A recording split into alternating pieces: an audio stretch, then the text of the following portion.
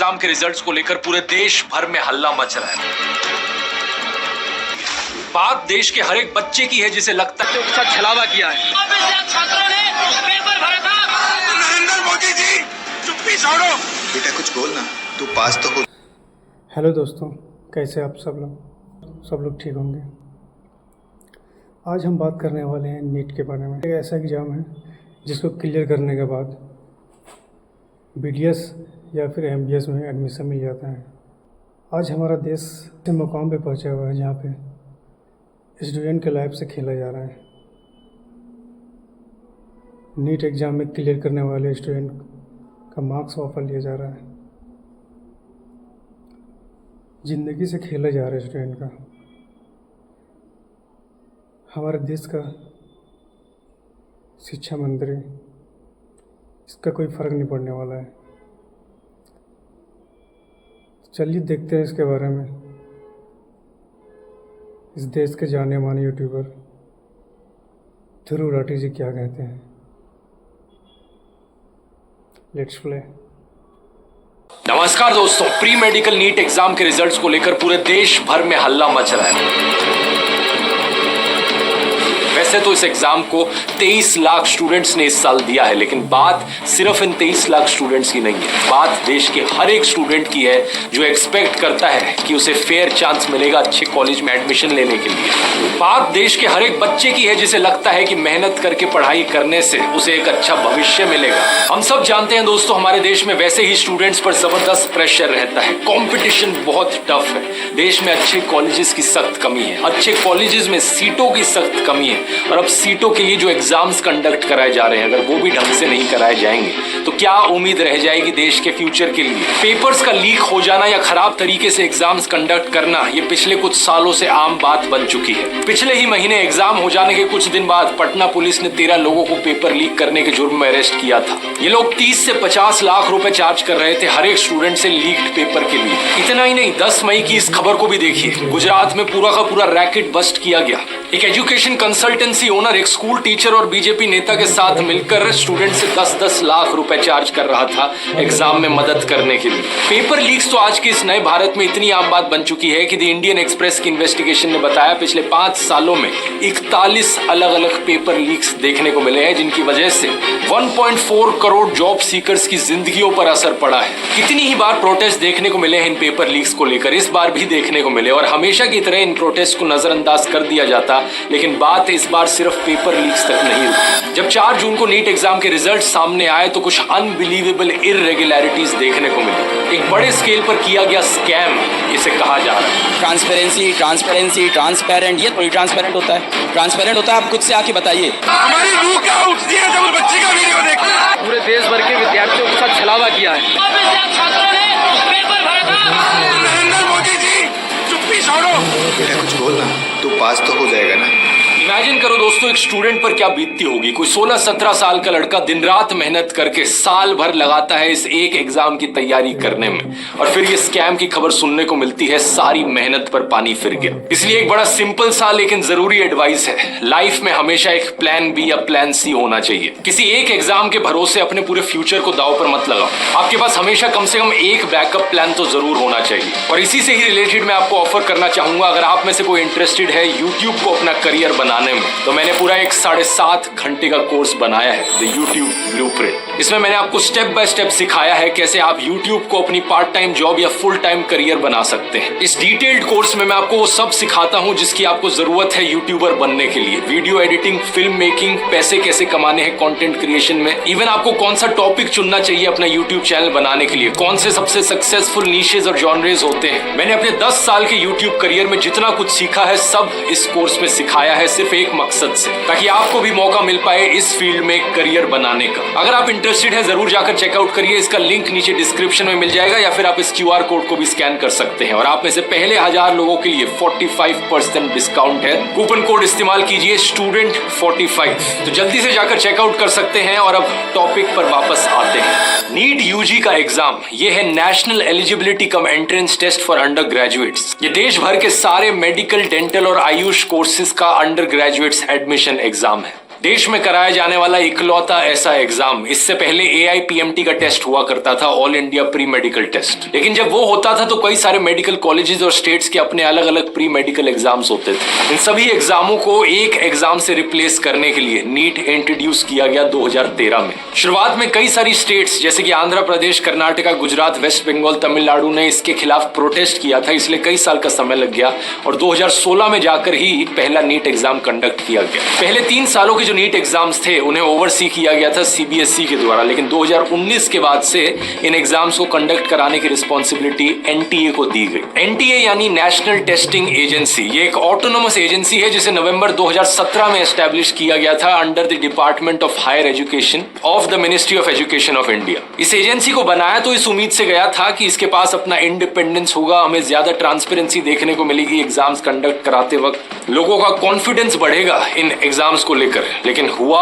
इसका उल्टा ही है। आज लोगों का सारा गुस्सा इस NTA की ओर देखने को मिल रहा है। क्या कारण है इसके पीछे, आइए थोड़ा गहराई से समझते हैं। बात क्या है दोस्तों, प्रॉब्लम्स इस एग्जाम के कंडक्ट होने से पहले ही शुरू हो गई थी। 9 फरवरी 2024 को NTA ने इस एग्जाम की रजिस्ट्रेशन ओपन करी थी और 1 महीने तक का समय दिया था। डेडलाइन थी 9 मार्च रजिस्टर करने की, जो कि नॉर्मल है, 1 महीने तक का समय दिया गया, लेकिन 9 मार्च को 1 हफ्ते के लिए और एक्सटेंड कर दिया जाता है इस डेडलाइन। अब ये भी कोई इतनी बड़ी बात नहीं है, क्योंकि हो सकता है कुछ स्टूडेंट्स इतने मगन हो पढ़ाई करने में कि वो इस 1 महीने में रजिस्टर करना ही भूल गए एग्जाम के लिए। ठीक है, उनके लिए 1 हफ्ते और एक्सटेंड कर दी डेडलाइन, लेकिन 1 महीने बाद और 9 अप्रैल को फिर से इस रजिस्ट्रेशन लिंक को खोला जाता है। 9 अप्रैल से लेकर 10 अप्रैल तक स्टेक होल्डर्स रिक्वेस्ट पर, और इसके बाद एक और बार एक करेक्शन विंडो दी जाती है 11 अप्रैल से लेकर 15 अप्रैल तक। ये किस स्टेक होल्डर की रिक्वेस्ट थी। इसके बाद एग्जाम कंडक्ट किया जाता है 5 मई को, और इसके बाद भी ढेर सारी पेपर लीक्स की खबरें आती हैं अलग अलग स्टेट से,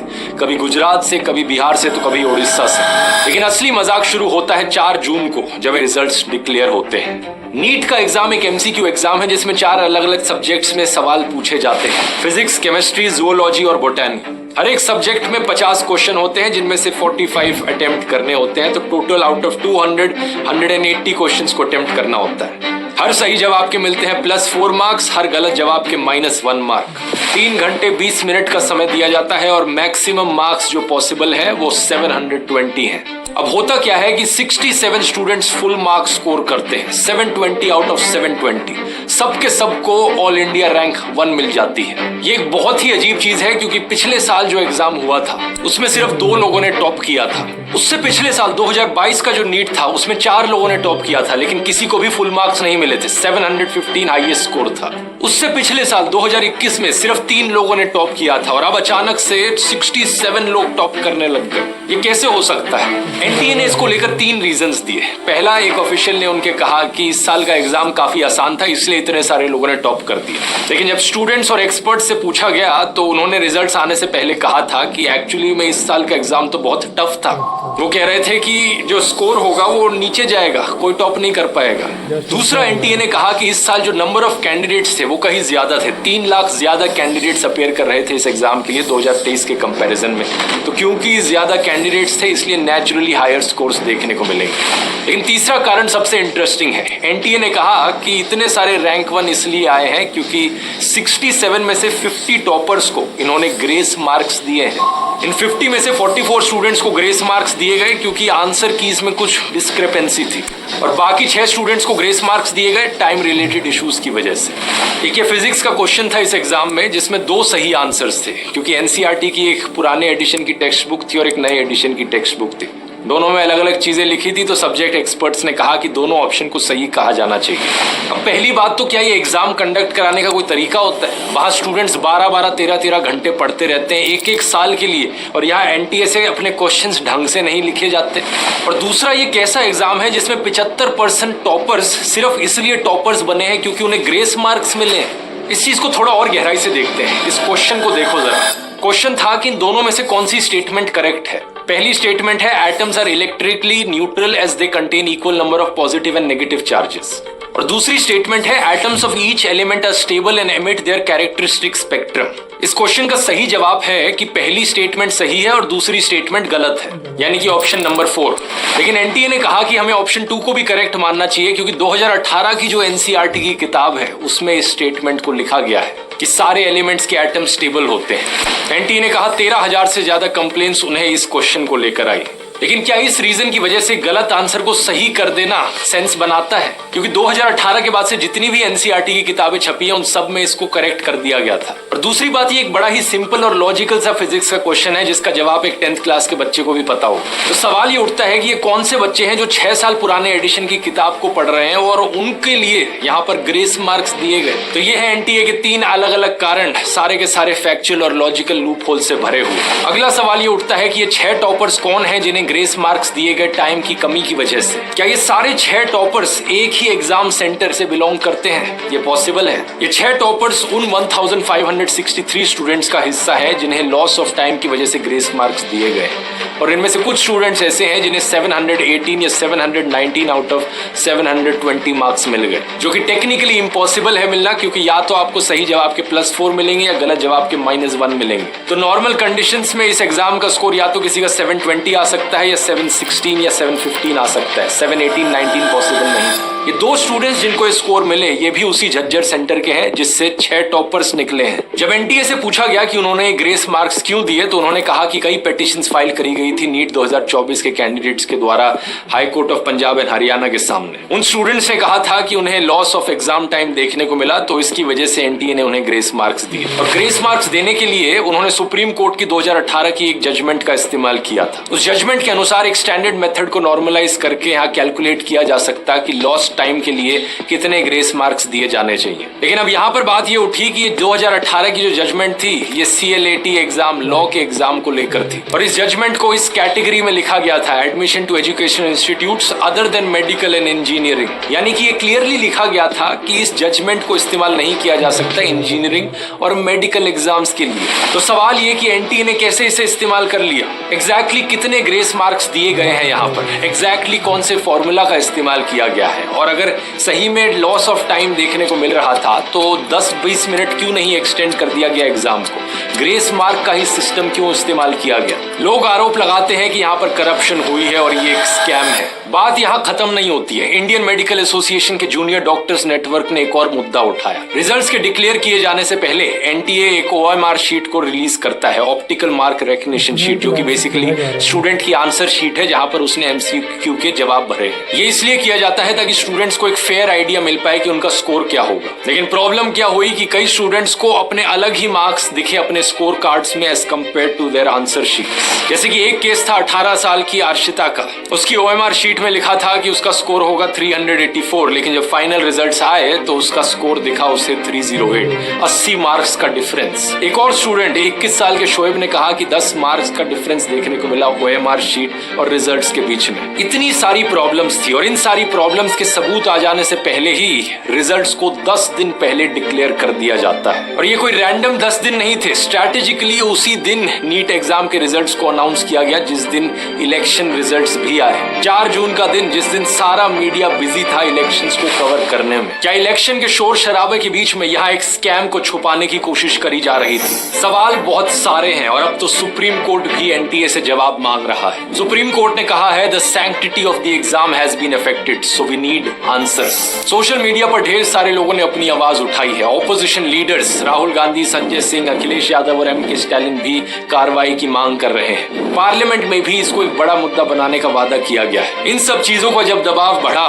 तो एनटीए ने 8 जून को अनाउंस किया कि एजुकेशन मिनिस्ट्री एक 4 मेंबर पैनल सेटअप करेगी इस इशू को एग्जामिन करने के लिए। 40,000 से ज्यादा स्टूडेंट्स इस पिटीशन को साइन कर चुके हैं जिसकी मांग है कि इस एग्जाम को दोबारा से कंडक्ट कराया जाए। अगर आप भी इस मांग से सहमत हैं तो नीचे डिस्क्रिप्शन में लिंक दिया गया है इस पिटीशन का, जाकर साइन कर सकते हैं। इस सब के बाद भी एनटीए का कहना है कि इस एग्जाम की इंटेग्रिटी को कॉम्प्रोमाइज नहीं किया गया है। Integrity etc. of this exam throughout the country was not compromised. Integrity का पर्यायवाची है सैंक्टिटी, वही शब्द जिसका इस्तेमाल सुप्रीम कोर्ट ने किया।